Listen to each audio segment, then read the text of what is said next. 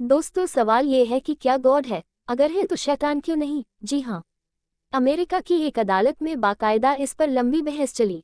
आज की कहानी अदालत की उसी प्रोसीडिंग की कहानी है। ये कहानी इंसान और शैतान के बीच की है। इस कहानी पर किताबें लिखी गई, फिल्में बनाई गईं। ये कहानी बेहद डरावनी है। कहानी अमेरिका के स्टेट कर्निकेट की है। ब्रुकफील्ड एक छोटी सी जगह 20,000 की आबादी वाला शहर है।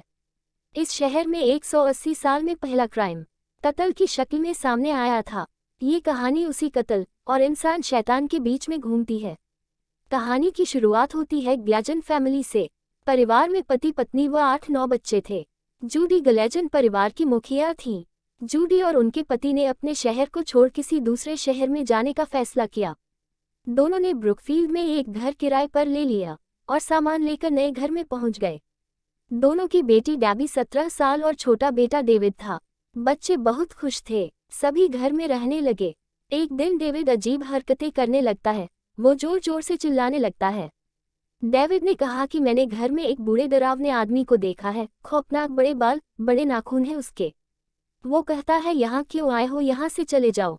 घर वालों ने डेविड की बात को इग्नोर कर दिया और घर में सामान की शिफ्टिंग कर दी गई। इधर डेविड फिर चीखने चिल्लाने लगा और उसका ये चीखना रातों को बढ़ता चला गया। डेविड की ऐसी हालत देख उसके माता पिता उसे डॉक्टर के पास ले गए। डॉक्टरों ने कहा कि उसे कोई बीमारी नहीं है और फिर डेविड को उसके घर वाले घर ले आते हैं। उसी रात डेविड की हालत फिर बिगड़ गई और वो अचानक लैटिन भाषा बोलने लगा, जबकि उसे लैटिन भाषा कभी सिखाई ही नहीं थी। और सुबह हुई तो वो इंग्लिश बोलने लगा और नॉर्मल हो गया था। डेविड की हालत बिगड़ती जा रही थी और वो बार बार कहता था कि बूढ़ा शख्स कहता है, चले जाओ चले जाओ। ऐसा रोज होने लगा और ऐसे चलते चलते डेविड और ज्यादा बीमार रहने लगा था। अब डेविड की अचानक आवाज चली गई थी। वो अब बोलता नहीं था, बल्कि अजीब अजीब सी खौफनाक आवाजें उसके हलक से निकलती थी, जिससे घर वाले परेशान थे। कुछ समझ में नहीं आ रहा था और दोनों ने ये बात चर्च के पादरी को बताने का फैसला किया और पादरी को पूरी बात बताई। और फिर डेविड को चर्च के पादरी को दिखाया गया तो उन्होंने कहा कि डेविड ठीक नहीं है और उसकी हालत खराब होती जा रही है। फिर पादरी ने उन्हें सलाह दी कि किसी फादर से रिलीजियस ट्रीटमेंट करवाओ, यानी एक्सिम कराए, जैसे जादू टोना झाड़ फूंक। लेकिन फादर व चर्च के पादरियों ने एक्सिम करने से मना कर दिया।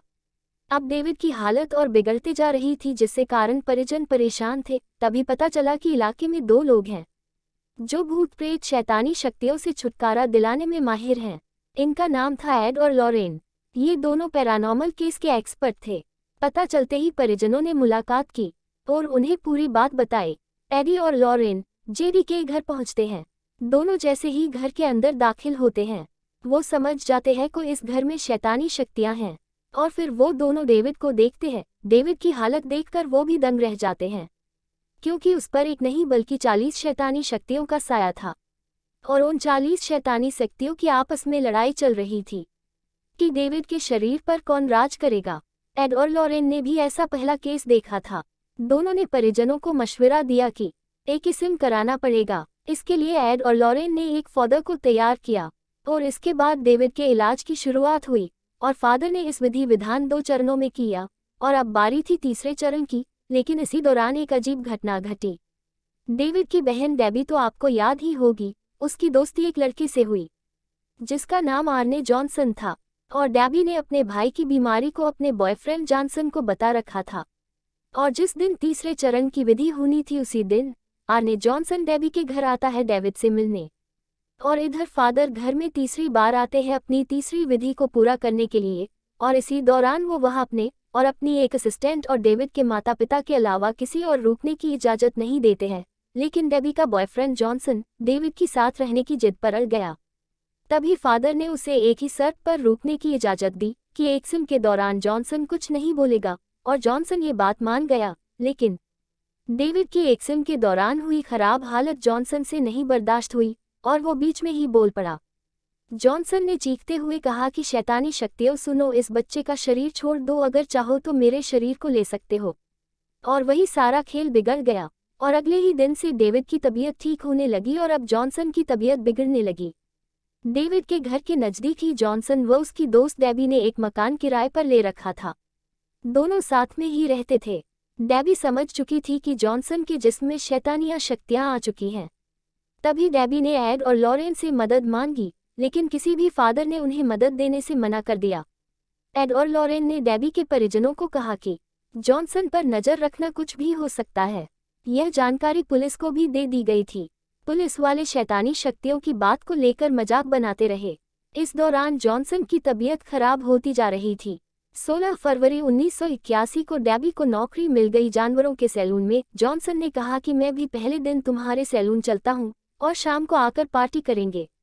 रास्ते में डेबी का घर पड़ता था, लिहाजा उसने माता पिता से मिलने की बात कही। दोनों उसी घर में गए जहां डेबी के माता पिता रहते थे। सभी परिजन साथ में सैलून पहुंच गए। वहां जाने के बाद सैलून के मालिक ने सबका स्वागत किया। अल ने पूरे परिवार को लंच कराया। इसी दौरान परिजनों को शक हुआ कि एलन डेबी की बहन मैरी को घूर रहा था। जॉनसन ये सब दूर खड़ा देख रहा था। तभी उसने गुस्से में एलन पर हमला बोल दिया और एलन को 5 बार चाकू मारा और उसकी मौत हो गई। सभी वहां से भाग खड़े हुए। पुलिस को खबर दी गई तो पुलिस ने जॉनसन को गिरफ्तार कर लिया। जॉनसन ने कहा कि मैंने कत्ल नहीं किया। जॉनसन ने कहा कि मुझे कुछ भी याद नहीं है, ये मैंने नहीं किया। एड और लॉरेन ने पुलिस को कहा कि हमने कहा था कि आप नजर रखें। शहर में लोग हैरान थे, क्योंकि ये 180 साल के दौरान पहली हत्या थी। पुलिस ने कोर्ट में जॉनसन को पेश किया गया।